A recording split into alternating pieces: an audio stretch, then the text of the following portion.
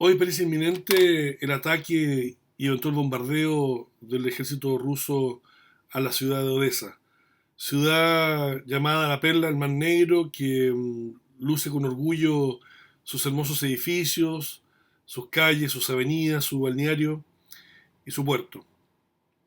La ciudad de Odessa fue escenario de una de las películas fundamentales del cine clásico y acaso una de las mejores películas de todos los tiempos. Hay una escena filmada ahí de la cual vamos a hablar.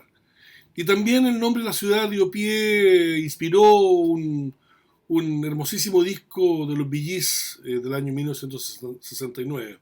Y la ciudad cobijó quizás el más grande pianista del siglo XX y fue cuna de un compañero que también ocupa uno de los lugares preponderantes del piano clásico del siglo recién pasado, Odessa. En la música como excusa vamos a inspirarnos en los referentes culturales de la gran ciudad ucraniana eh, para paliar los horrores de esta guerra sin sentido.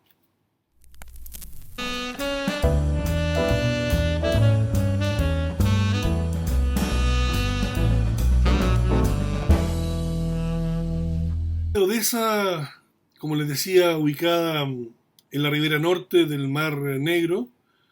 El Mar Negro es aquel mar que tiene la entrada por el estrecho de Bósforo, donde se encuentra la ciudad de Estambul. Eh, Ha sido por más de 2 siglos uno de los balnearios y ciudades portuarias más importantes, primero en el Imperio Ruso, después de la Unión Soviética y hoy de Ucrania. Hasta la invasión rusa a Crimea, incluso Odessa, después de la caída de la Unión Soviética, fue el puerto de la flota naval rusa. Y es una ciudad con hermosísimos edificios públicos, museos, iglesias. Hoy la ciudad de Ucrania tiene aproximadamente 1 millón de habitantes y desde su puerto salen permanentemente eh, naves hacia Estambul, incluso hacia el mar Mediterráneo. Y esta perla del norte, como ha sido llamada, fundada a fines del siglo XVIII por Catalina la Grande, del Imperio Ruso, que es la tercera ciudad de Ucrania. Hoy es una ciudad, por cierto, amenazada como todas las ciudades de Ucrania eh, por los ataques rusos en esta guerra que por supuesto nadie entiende y que Putin ha sido claro en decir que él va a conseguir su objetivo, ya sea por el diálogo o por la guerra. Y esta ciudad que tiene algunos simbolismos para algunos, inspiró, por ejemplo, a los Bee Gees para grabar un hermosísimo disco, tal vez distinto a otros que hemos escuchado de ellos, el año 69, que sirvió para crear una historia de amor, el disco precisamente Odessa. Es un disco doble, es el único álbum doble de los Bee Gees, un álbum donde mantenía su quinteto habitual, los tres hermanos Gibbs, más un bajista y un baterista, y que el disco tiene el nombre de la primera canción, que es una canción larga, una especie de balada rock sinfónica, con un hermosísimo arreglo de cuerdas y unas voces, un juego de voces que hacen los hermanos Gibb, muy lindo, que recoge un poco una sonoridad un poco mística o religiosa, aunque se trata de una canción de amor, de un navío donde se espera que llegue alguien que no llega, de un barco. Eh, bueno, este disco trae otras canciones muy hermosas como Melody Fair y sobre todo First of May, que es una de las canciones del repertorio clásico de la primera época de los Bee Gees, que a mí es la época que más me gusta. Esa época un poco más ingenua, si se quiere, entre el año 66 y 67 y los primeros esbozos de la música por la cual los Bee Gees fueron conocidos a mitad de los 70 con Fiebre de un sábado por la noche. Pues bien, yo creo que Odessa, este álbum doble, el único álbum doble de la carrera de los Bee Gees, eh, Es como el punto culmine de esta etapa de la banda, es que buscan distintos tipos de arreglos y sonoridades para su música, para sus baladas, que están todas muy bien compuestas. Eh, bueno, este disco marca también un momento de inflexión. Robin Gibb, que no quedó satisfecho con la relación que tuvo con sus hermanos, decide abandonar el trío. Curiosamente, los Bee Gees en una época fueron dos, solamente Morris y Barry. Y uno de los músicos importantes de la banda también abandonó la banda a partir de ese momento. El disco siguiente, los Bee Gees, fue un álbum donde básicamente estaba Barry Gibb y Morris Gibb, y Robin intentó hacer una carrera independiente que no resultó y que posteriormente lo hizo volver con sus hermanos a seguir formando parte del trío. Bueno, un disco que se lo recomiendo con entusiasmo porque hay que hincarle el diente, como la buena música requiere oportunidades para que uno vaya conociendo y vaya concentrándose. Sobre todo, yo creo que el aporte que hace aquí, hacen los Bee Gees, son hermosísimas melodías con unos arreglos de cuerda muy originales. No tiene nada que ver con esos arreglos de cuerda medio eh, romanticones, elementales, sino que más bien aquí hay un esfuerzo por hacer un rock o una balada de rock más sinfónica, en el sentido donde las cuerdas juegan un rol principal. La segunda referencia que quisiera hacer es que en Odessa a mi juicio, nació uno y fue ciudad de adopción de otro, de dos, de los más importantes pianistas del siglo XX. No cabe ninguna duda que Emil Gilels, pianista contemporáneo de Claudio Rau, nacido en Odessa, fue uno de los más importantes pianistas del siglo XX, junto con Svatoslav Richter, de ascendencia alemana, que no nació en Odessa, pero sí desde pequeño vivió ahí, y eh, su primer encuentro con el piano y con el conservatorio fue en la ciudad de Odessa. Ambos, Gilles y Richter, son, a mi juicio, de los mejores pianistas del siglo XX, lo que mucho decir. Ocupan los 10 primeros lugares, y como les decía, son contemporáneos a Raúl, compartían casi el mismo repertorio, el repertorio clásico romántico. Beethoven, Chopin, Mendelssohn, Brahms eran las músicas donde ellos se sentían más cómodos tocando. Tchaikovsky. Richter, bueno, aquí tengo un disco de Richter interpretando el concierto para piano de Tchaikovsky, realmente hermosísimo. Richter es un músico, un pianista eh, eh, realmente fundamental para comprender cómo son estos músicos, esforzados músicos de la antigua Unión Soviética, aunque bueno, nacieron algunos de estos en la época del Imperio Ruso, que pudieron diseminar por todo el mundo su arte, su trabajo, su concentración, su disciplina frente al teclado. Y finalmente, eh, vamos a conversar sobre una película fundamental en la historia del cine. Me refiero al Acorazado de Potemkin. El Acorazado de Potemkin, filmada en 1925, van a ser ya 100 años.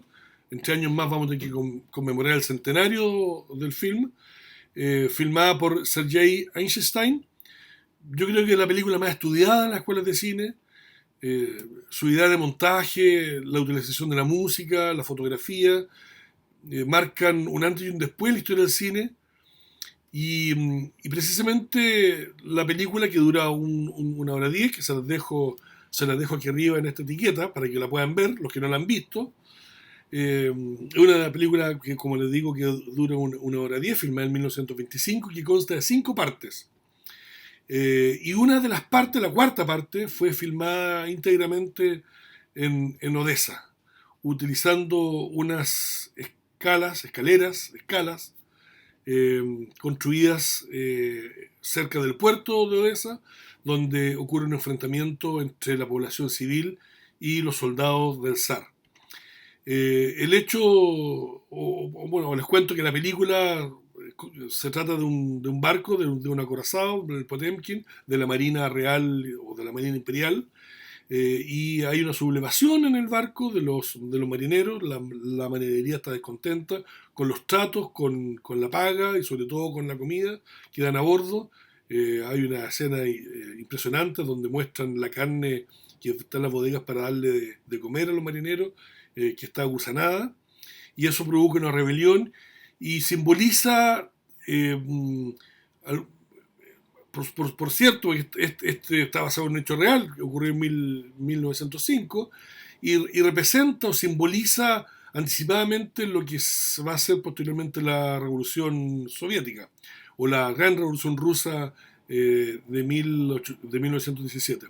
Y por eso la película es considerada una película histórica, inspira en estos hechos que luego sabe, la población de Odessa sabe lo que está ocurriendo en el acorazado, que se acerca a puerto, y el pueblo sale a solidarizar con los marineros, sale, se ubica en la parte alta de la ciudad, en la parte alta de la escala de la ciudad que miran hacia el puerto, que miran hacia el Mar Negro, eh, y vemos en las imágenes, vamos a mostrar aquí, a mujeres, a niños, ancianos, minusválidos, dueñas de casa, bebés, que saludan con vítores a los marineros que se han atrevido a reclamar, a protestar contra la opresión. Y luego viene lo terrible, que es la opresión de los soldados del zar, y luego los cosacos que llegan a caballo para apretar a todos los ciudadanos que huyen, ¿no es cierto?, de estos ataques de los soldados, pues, huyen por la escala hacia abajo, y ahí hay una escena de un carrito, de un cochecito, de un bebé que una vez muerta su madre, cae rodándose abajo, con un montaje que genera ansiedad, que un montaje ágil, eh, significativo, simbólico, que representa, bueno, por supuesto, todo el temor y todo el odio de un Estado, en este caso de la Rusia zarista contra el pueblo. Eh, Vamos a ver aquí una secuencia editada. Como les digo, pueden ver la película acá arriba en esta etiqueta, pueden revisarla, pero vamos a ver una escena editada para que vean de qué se trata.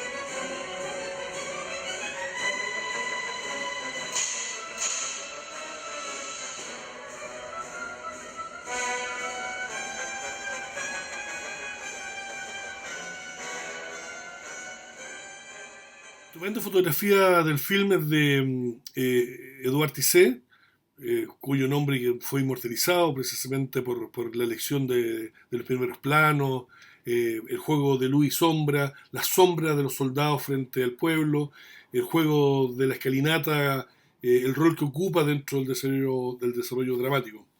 Y la música es de Edmund Meisel, que bueno, es la música que estamos escuchando ahora, que vemos los fragmentos de la película que mostramos. pero que en reediciones posteriores o en restauraciones que se han hecho en la película se le ha puesto música de Dmitri Shostakovich. Ya hemos conversado en algún otro momento de Dmitri Shostakovich, el compositor soviético por excelencia, e incluso en una edición de la película de Einstein de la década de los 2000 hay una versión con música nada menos que de los Pet Shop Boys. No he escuchado esa versión, para serle franco, pero me resulta del todo curioso que y puede ser interesante eventualmente escuchar los Pet Shop Boys con el fondo de estas imágenes hermosísimas de la película del Potemkin de Einstein. Además, esta escena ha servido de inspiración en otras películas, en muchas películas, pero voy a mencionar dos casos que a mi juicio vale la pena revisitar. El primero es de una película del cineasta norteamericano Brian De Palma. Brian De Palma, un gran cineasta.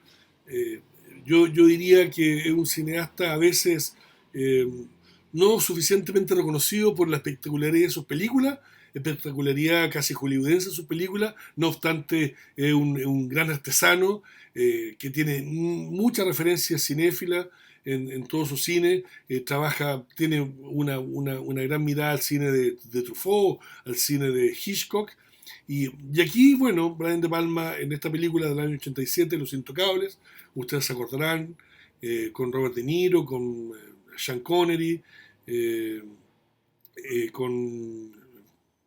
estaba también Andy García y sobre todo Kevin Costner, que es Eliot Ness, eh, recrea la escena de la escalinata, en esta oportunidad la escalinata de una estación de trenes, no me acuerdo si en Nueva York o Chicago, la verdad, pues debe ser Chicago por la temática de la película, es la escena final o casi final de la película donde se enfrenta Eliot Ness con los gángsters y en medio de esta espera del enfrentamiento en esta estación de trenes pública hay una madre con un carrito, igual que en la película de Einstein, que le pide ayuda para subir el carrito a la parte alta de la estación, y luego cuando aparecen los gángsters se produce el tiroteo y el carrito cede y cae con el bebé dentro, va cayendo por la escalinata mientras se produce un tiroteo mortal donde caen gángsters muertos y heridos, y Kevin Costner tiene el doble rol, ¿no es cierto?, de defender el bebé con el carrito que va cayendo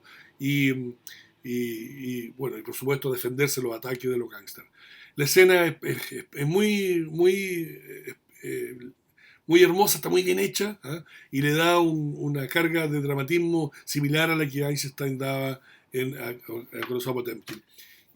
Y la otra película que hace un guiño a la famosa escena de la escalinata es Nos habíamos amado tanto, del gran Ettore Scola. Película filmada en el año 1975 con Vittorio Gassman, Nino Manfredi y Stefano Santaflores, y el rol fundamental de una Stefania Sandelli hermosísima. Cuenta la historia de tres amigos que fueron compañeros partisanos contra los nazis en plena Segunda Guerra Mundial y que de alguna manera tras la guerra se separan. Vittorio Gassman se convierte en un prestigiosísimo abogado. Stefano Santaflores es un profesor de Nápoles que fiel a sus principios no es capaz de mantener un trabajo estable. Y Nino Manfredi es un enfermero que, dada su militancia política, no logra ascender dentro del hospital.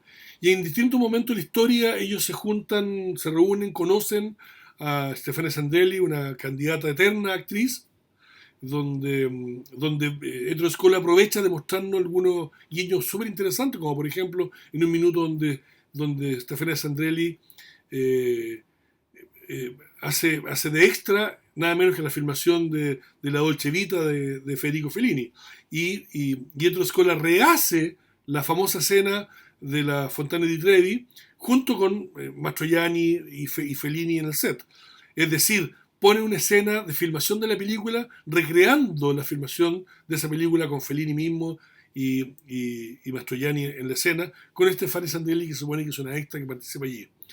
Por ejemplo, ahí hay una referencia inmediata, u otra donde hay una discusión respecto del motivo del por qué el niño del ladrón de bicicleta de Vittorio Sica llora en la película, lo que genera una discusión cinéfila muy interesante. Pues bien, en el mismo Stefano Santaflores, profesor, que en una salida después que fueron a comer pasta a un restaurante del centro de Roma, y junto con Nino Manfredi salen los tres del restaurante divagando en la noche romana y llegan a la famosa escalinata de la Plaza España y allí Stefano Santaflores, el personaje que él hace, le recrea en forma dramática cómo se suceden los hechos de la escalinata de Odessa. Le explica,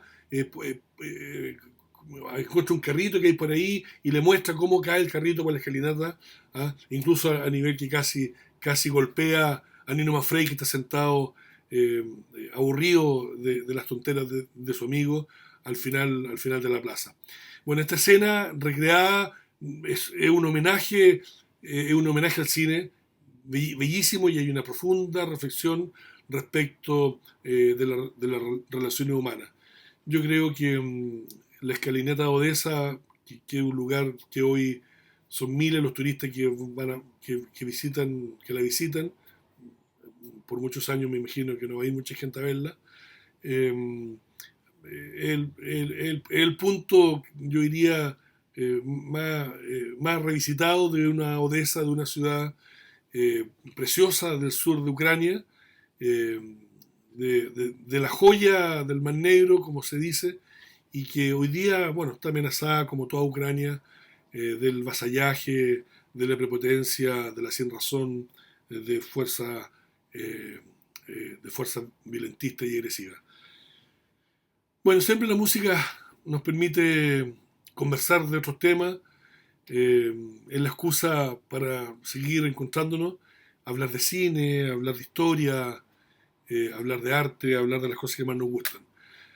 Bueno, ha sido un placer, le agradezco su suscripción, suscríbanse, hagan clic a me gusta si realmente les han gustado estos videos. Vamos a continuar en los próximos días con otros videos y atento mirando las noticias y leyendo los diarios a ver qué es lo que está ocurriendo por allá en Ucrania. Un gran abrazo a todos, hagamos fuerza para que la paz siempre se imponga. La música como excusa, siempre con ustedes.